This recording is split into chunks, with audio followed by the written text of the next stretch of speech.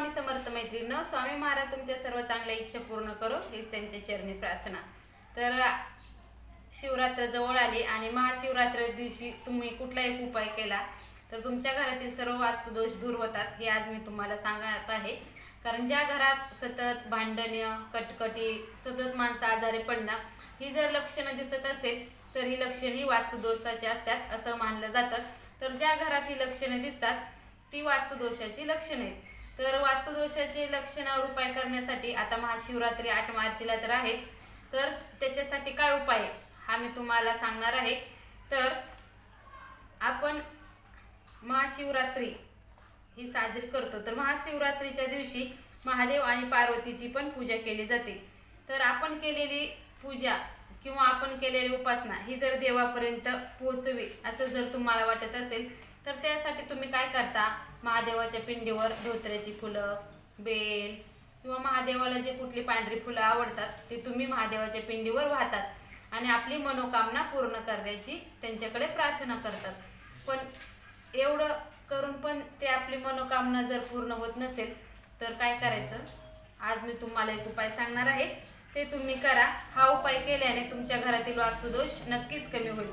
तर काय करायचं, महाशिवरात्रीच्या दिवशी आपण सकाळ सकाळ लवकर उठायचं।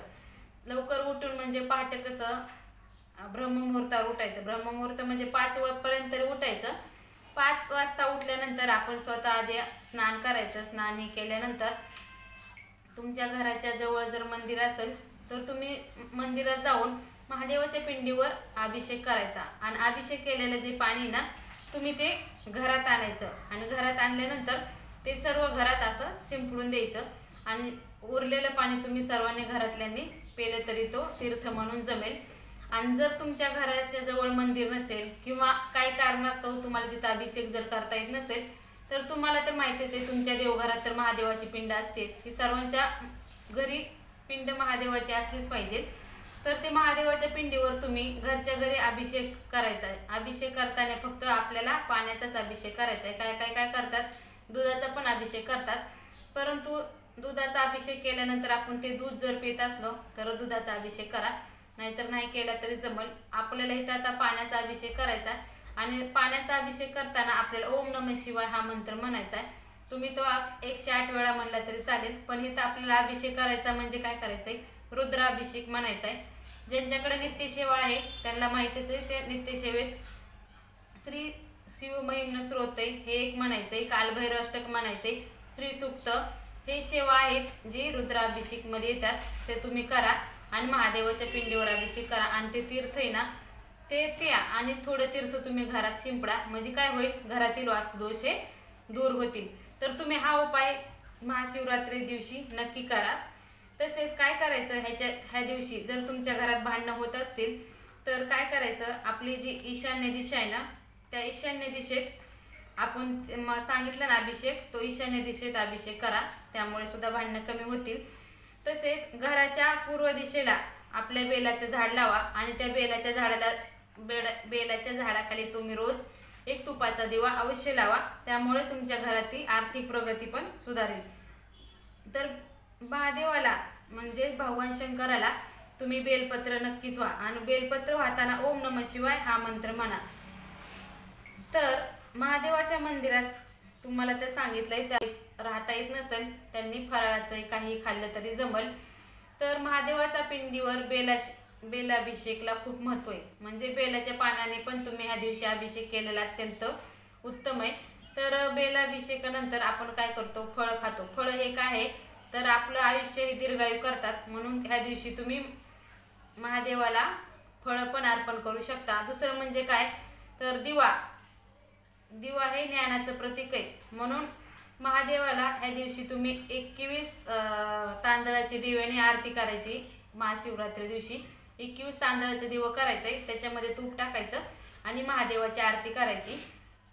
नंतर आरती केल्यानंतर काय करायचं, आपण आरती करायच्या अगोदर महादेवाच्या म्हणजे आपल्या मंदिराच्या समोर 2 विड्याची पानं दक्षिण आणि त्याच्यावर दक्षिणा ही ठेवायची, कारण विड्याची पानं हे कौटुंबिक आणि आनंदाचं प्रतीक आहे म्हणून ते करायचे। तर महाशिवरात्रीच्या दिवशी काय आहे, महाशिवरात्री म्हणजे ह्या दिवशी कोण जागतंय त्यालाच महादेव प्रसन्न होतात असं म्हणलंय. कारण कसं महाशिवरात्रीच्या दिवशी रात्रभर जागरण करण्याला खूप महत्त्व आहे. रात्री जागरण करताना काय करायचं, आपल्याकडे जर शिवलीलामृत हा ग्रंथ असेल तर तुम्ही त्याचं त्या रात्री जागरण म्हणजे पारायण करू शकता. पारायणला काय 1-2 तासात ते पारायण होतं. तर त्या दिवशी तुम्ही नक्की शिवलीलामृत ह्या ग्रंथाचं पारायण करा. तुम्हाला जर तुमच्याकडे शिवलीलामृत ग्रंथ नसेल तर तुम्ही निदान 1 तास तरी रात्री म्हणजे 12 ते 1च्या दरम्यान पर्यंत तुम्ही ओम नमः शिवाय हा मंत्र करा. तुमच्याकडे जर शिवलीलामृत हा ग्रंथ नसेल तर ह्या दिवशी महादेवाला काय अर्पण करायचे, तर महादेवाला कसं साळुंका, बेल, धोत्र्याची फुलं, रुद्राक्ष माळा ह्या दिवशी महादेवाच्या पिंडीवर तुम्ही अवश्य व्हा. तसेच तुम्हाला तर सांगितले तांदळाचे 26 दिवे, तांदळाचे 26 दिवे पिठाचे करून हे महादेवाच्या मंदिरात तुम्ही दान करा.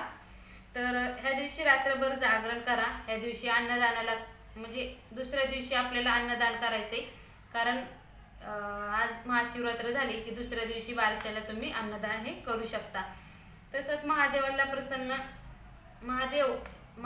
जर आपण तुळशीपत्र वाहिलं तर महादेव आपल्यावर रागवतात. त्यामुळे ह्या दिवशी महादेवाला तुळशीपत्र तुम्ही अर्पण करू नका. तसेच पाकिटमधले दूध पण महादेवाला या दिवशी तुम्ही अर्पण करू नका. तसेच तुटलेले तांदूळ, हळद कुंकू आणि चंपा याचे फूल पण त्या दिवशी महादेवाच्या पिंडीवर तुम्ही अर्पण करू नका. हे चुका तुम्ही महाशिवरात्रीच्या दिवशी करू नका. तुम्हाला जर सुख, शांती आणि समृद्धी पाहिजे असेल तर ह्या चुका तुम्ही शक्यतो टाळाच. तर धार्मिक, कारण ह्या दिवशी अभिषेकाला पण खूप महत्त्व आहे. ह्या दिवशी तुम्ही जेवढी सेवा होईल तेवढी सेवा करा.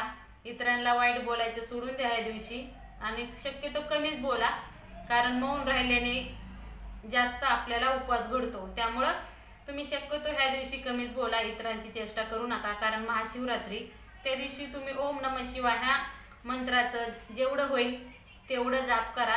महादेव तुमच्यावर नक्कीच प्रसन्न होतील, कारण ते भोळे असं म्हणतात की महादेव हे भोळे, ते तुमच्या भक्तीवर नक्कीच प्रसन्न होतात. माझी पण हीच इच्छा आहे की तुम्हाला भगवान शंकर प्रसन्न व्हा.